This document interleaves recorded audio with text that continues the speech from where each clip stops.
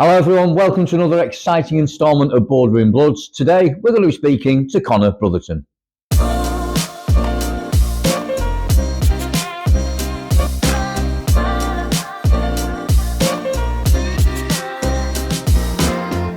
Wonderful Connor Brotherton with us today. First question, how's this season been for you so far? Yeah, it's been good.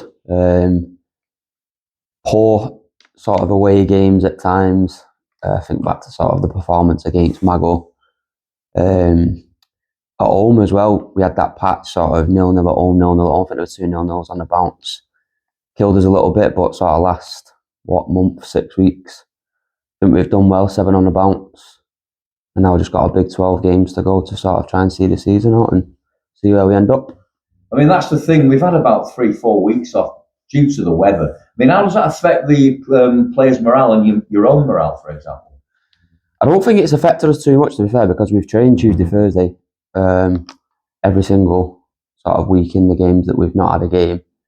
So I don't think it's affected us too much. Everyone's still having a buzz at training and that, and switching on when we need to, still having a bit of a laugh. And yeah, I don't think it's affected us too much. So you have been in and out of the squad over the last few weeks or so. I mean, how does that affect you yourself as well? I mean, being in and out, or is it a good thing that you sort of rotating players and getting everyone to? The one for the Boxing Day game was frustrating because I got suspended, which was never a yellow card for that fifth one, but it is what it is. So that was a bit frustrating. But then aside from that, in terms of the full season, like, I'm not too fussed because I spoke to Dave and Cooch before I signed. Like, I was going to knock it on the head and not play this season because I couldn't be asked, to be totally honest. But I'm glad, obviously, I've stuck it out. And the point of this season was to just be involved with somewhere local. I only live down the road. Be involved with somewhere local, trying to get around some of the younger lads and just try and have a good season. I mean, like I say, having a fantastic season. Chances of going straight up are looking quite good as well. Yeah. I mean, do you feel that the squad are ready to go up another league? Yeah, definitely. Like, you've got some seriously good players in this team. Ben Lowe, like, some of the stuff that he can do when his head's on it and when he's in the mood for it is a joke. He could go and play 2-3 leagues. I definitely. Killer, probably the same. Tawab, when he's focused and ups and about, like, he's another one that's a joke, and he can do things and you just think, why are you playing at this level when you can do things like that? Like some of the touches that they can do. And talk about Ben obviously before, like the way he drives with the ball and carries the ball. You don't get players that can do that at this level.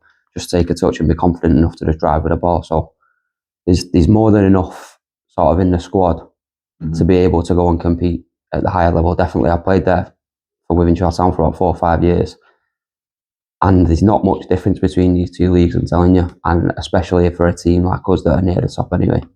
I mean, taking you back to the game against Stockport in the cup, you completely outclassed them, outplayed them. So just showing you how well the club are doing. I mean, where's the progression going to end for Droylsden over the next 5 or 6 years? Do you feel as though you could push higher and higher and higher? Or? Yeah, you can. It's hard though. Like, you've got to sort of bring in the right players as you go sort of through the leagues. Like I said, I think this team's good enough to go and compete at the next level. But you look at that league above, there's Berries in there, if they're still in there. Chadderton are doing sort of really well. And then if you want to go in the league above that, there's Traffords, your Avros and Staley Bridges, Bootles, and everyone's spending a bit of cash these days and bringing in players from all sorts of places. So it's difficult to do, but if you bring in the right players and keep a good nucleus to the squad, then there's no reason why it can't. It's got the facilities for it. It's got 500-600 fans, however many, coming to sort of home games, away games, and so it's got the setup for it. It's not as easy as just, we're going to go and romp through the leagues because we're Droylsden and we used to be wherever we was. Like, it's a lot harder than that, but it can do. It just shows you, though. I mean, the camaraderie of the players is brilliant. And you mentioned about the fans. I mean, I ask every player I speak to. I mean, there must be a godsend when, especially on away games, when you see the flags going out and they're all stood there shouting your name, and you're thinking, crikey, we're about 45 miles away from home. We've got about 200 people following us. Yeah, that Blackpool away game was decent, wasn't it? Like, that was the one where probably the most fans seemed to have turned out. And the one just after Boxing Day was at Garstang, sort of a good turnout there. Just the bit where I say about them being the 12th man. That's what everyone else used to say. No, it's good. Like, you come and play here in front of sort of 500-600 fans, and you won't get that at this level right the way across the country. So they should enjoy it while they can, and then if they carry on with Droylsden and more people come, they'll have the best fan base in sort of this league, the league above, and probably the league above that as well, the biggest certainly anyway. I'm going to take you right back to the beginning now. So when did the young Connor first get interested in football? I've been playing football since I was sort of, as everyone was, probably 4, 5, 6 years old. Played at a few just local teams, Curzon, Ashton, up until I was about 18, and then I stopped playing. I went to uni, stopped playing. Again, couldn't really be bothered playing, and then I started playing again probably when I was about 24, 25, just locally, and then for within Shoretown for a few years. Teams like Madrid and Barca, they all came in for me, but I thought, nah, go Droylsden and that instead. Absolutely love that. That's brilliant. So, do you support a team other than Droylsden yourself? Yeah, City fan. Been City fan since probably about sort of 8, 9 years old. My dad and my brother are both United fans, so that's a bit of a laugh. In and around Derby Day, I've had the best of it for the past sort of 10 years, but before that, they had their wins, so yeah. Well, both United and City fans, obviously a bit of sad news this week. The great Dennis Lawking, King of the Stretford End, passed on Friday the 17th. I mean, an amazing player. I mean, any thoughts on him? I mean, of course, you're a bit too young to remember him live, but you've probably seen lots of VT on him. Yeah, he's obviously said that when anyone passes away, but as you said, didn't know him, don't think I've ever seen him play, so yeah, sad that he's passed. I mean, that's part of the Trinity that have gone. Could you name 3 players that would be the Droylsden Trinity? No. Couldn't. Liam Brownhill, Blake Norton, and that's it. They're the only 2 players that I know that played for Droylsden.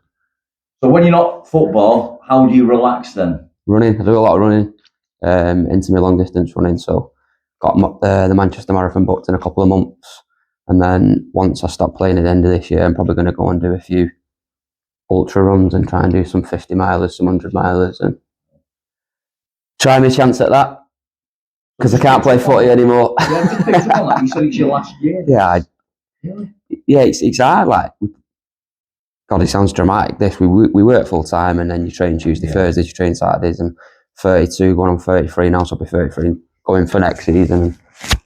It's hard to stay fully committed to it, and if you're not fully committed to it, there's no point in doing it, because it's unfair to sort of the manager, unfair to the lads. So yeah, I won't be bothering next year, and I don't mean that in a disrespectful way. I just know probably my time to stop playing, because I'm not as committed as probably I once was. In my opinion, I still think you're very young, and I still think you've got a good 5 or 6 years left to give to the club. I really do. Yeah.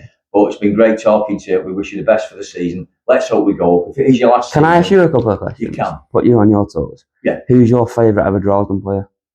At the moment, very difficult to say, because I've not really been following Droylsden that long. But current, I mean, I'm really impressed with Tawab. Yeah. You put a shift in, as we all know. George Kataru's come in, absolutely amazing. Liam, terrible at training, but so good in games. To be honest with you, it's a very difficult one to pick out, because I think there's so much talent in this squad, and I think the commitment from most of the players is absolutely amazing. But over the last 2 or 3 games, for me, the way Tawab runs from the back, right through the midfield, and then he's at the other end of the pitch, it's absolutely amazing. Does it in training as well. But you're all absolutely fantastic, and I think that's why Droylsden are where they're at the moment, because of that commitment of the whole team together. You work as a unit rather than as individuals, and it's about the team and not the individual, and I can see that. I like it. What a way to end. Excellent. Brilliant stuff, that. Thank you, Connor. Great game today. Nice one, mate. I hope you continue next season, I really do. Cheers. Thanks very much.